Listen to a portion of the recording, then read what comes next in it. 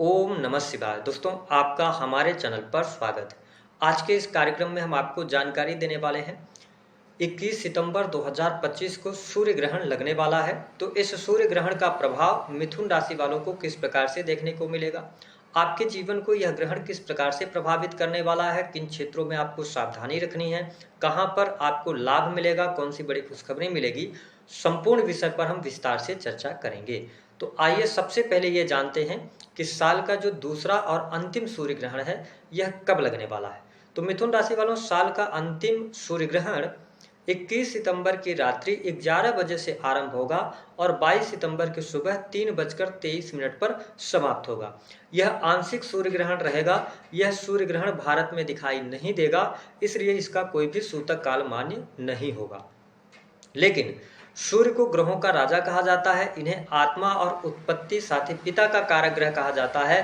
तो जब सूर्य जैसे ग्रह पर ग्रहण लग रहा हो, भले ही वह आंशिक ग्रहण लग रहा हो, लेकिन इसका इम्पैक्ट सभी जीव जंतुओं मानव समाज पर अवश्य देखने को मिलेगा। इसके साथ ही सूर्य ग्रहण का प्रभाव सभी 12 राशियों पर भी पड़ने वाला है। तो यदि आप मिथुन राशि वाले हैं तो इस सूर्य ग्रहण का प्रभाव आपके भी जीवन पे देखने को मिलेगा। सूर्य को आत्मा, पिता, मान सम्मान, सरकारी क्षेत्र, राजनीतिक क्षेत्र, पद, प्रतिष्ठा, यश, कीर्ति, इन सभी चीजों का कारकत्व तो प्राप्त है। तो देखिए मिथुन राशि वालों, सूर्य का यह जो गोचर होगा और जो ग्रहण होगा वह आपके चौथे भाव में होगा, क्योंकि सूर्य आपके चौथे भाव में कन्या राशि में विराजमान रहेंगे बुध के साथ में।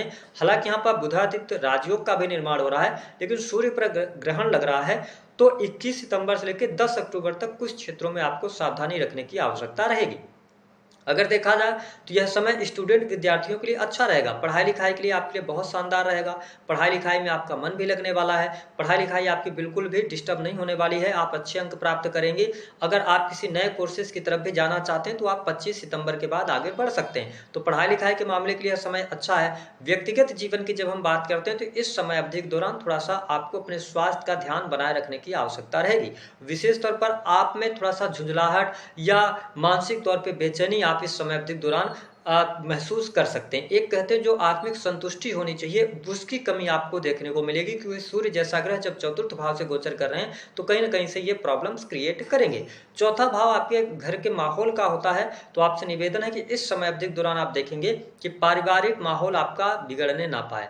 परिवार में सदस्यों के बीच में किसी भी प्रकार के वाद विवाद, लड़ाई झगड़े से बचने की आवश्यकता रहेगी। यहाँ पर माँ की हेल्थ का भी ध्यान रखना पड़ेगा। साथ ही जमीन जायदाद से जुड़े कोई भी यदि आप कार्य करने जा रहे हैं तो थोड़ा सा सहजता पूर्वक आप आगे बढ़ेंगे तो आपके लिए अच्छा रहेगा। हालांकि इसके अतिरिक्त भूमि, भवन, वाहन से संबंधित यदि आप कार्य करना चाहते हैं तो आप बिल्कुल कर सकते हैं, लेकिन कोशिश ये करें कि 30 सितंबर के बाद करें तो आपके लिए अच्छा रहेगा। क्योंकि देखिए 22 सितंबर से नवरात्रि का भी आरंभ हो रहा है, तो आप 27-28 के बाद आप निर्णय ले सकते हैं। अगर भूमि, भवन, वाहन से संबंधित कोई कार्य करना है तो आप कर सकते हैं। साथ ही आप देखेंगे कि जब चतुर्थ भाव से सूर्य का गोचर हो रहा है तो यह घर से दूर जाने का योग बनाता है, अथवा जहां पर भी आप अभी वर्तमान में रह रहे हैं स्थान परिवर्तन का भी योग यहां पर बनता हुआ नजर आ रहा है।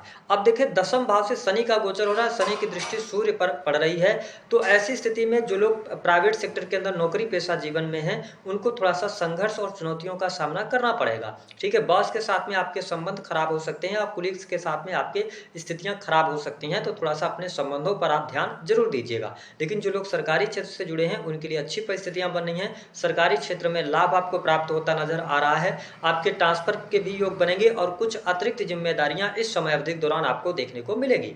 वही कार्य व्यवसाय की जब बात करते हैं तो कार्य व्यवसाय के लिहाज से समय अच्छा रहेगा। यदि आप किसी भी प्रकार से प्राइवेट सेक्टर के अंदर कार्य कर रहे हैं या आपका स्वयं का बिजनेस है, जैसे कि डॉक्यूमेंट से रिलेटेड कोई भी कार्य क्षेत्र है, आपका ऑनलाइन का कोई भी कार्य है, इसके अतिरिक्त एजुकेशन के माध्यम से आप किसी भी प्रकार से जुड़े हुए हैं, एजुकेशन से सर्विसेज देने का काम है, तो समय आपके लिए अच्छा है। अगर आप इंडिविजुअल किसी भी प्रकार का बिजनेस कर रहे हैं तो इस समय अवधि के दौरान बिजनेस व्यापार में आपके बढ़ोतरी जरूर देखने को मिलने वाली है। साथ ही अगर आप न्यू अनुबंध करना चाहते हैं या पार्टनरशिप करना चाहते हैं तो समय आपके लिए 25 सितंबर के बाद आप कर सकते हैं, अनुकूल रहेगा।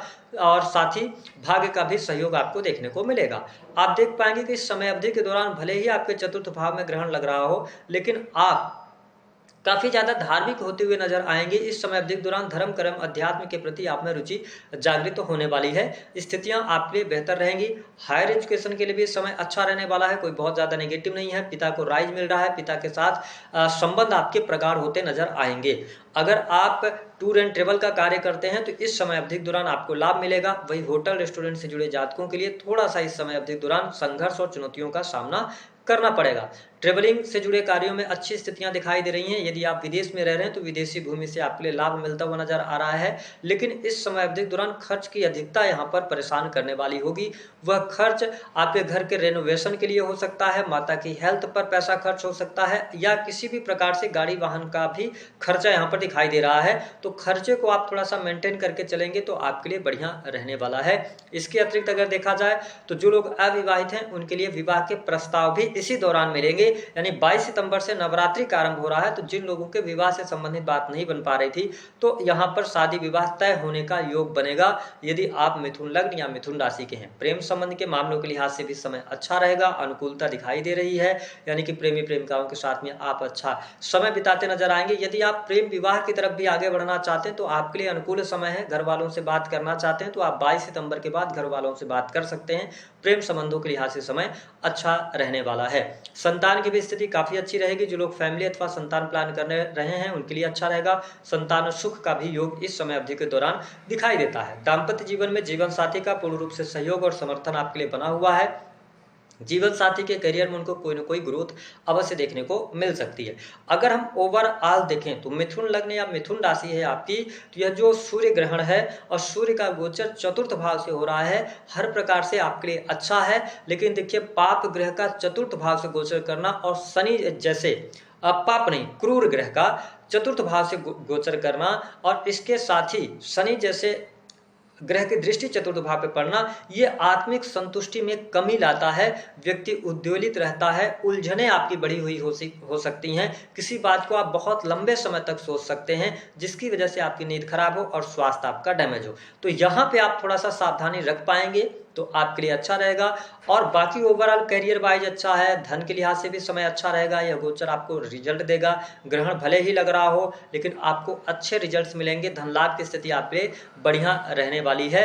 लेकिन इस समय अवधि के दौरान आपको किसी भी व्यक्ति को पैसे उधार नहीं देने हैं। जो लोग विदेश यात्रा करना चाहते हैं, विदेश यात्रा के लिए तैयारी कर रहे हैं, उनके लिए 22 सितंबर के बाद का समय अच्छा रहेगा, आपको लाभ मिलेगा। उपाय क्या करना है? भगवान गणेश की आराधना कीजिए। आपकी जो राशि के स्वामी है बुध की स्थिति बहुत बढ़िया रहेगी, तो निश्चित तौर पर सुख सुविधा आपकी बढ़ती हुई नजर आ रही है। अगर आप भगवान गणेश के शरण में रहते हैं, ओम गंग गणपते नमः मंत्र का जप पर डे 21 बार करते हैं तो आपके लिए परिस्थितियां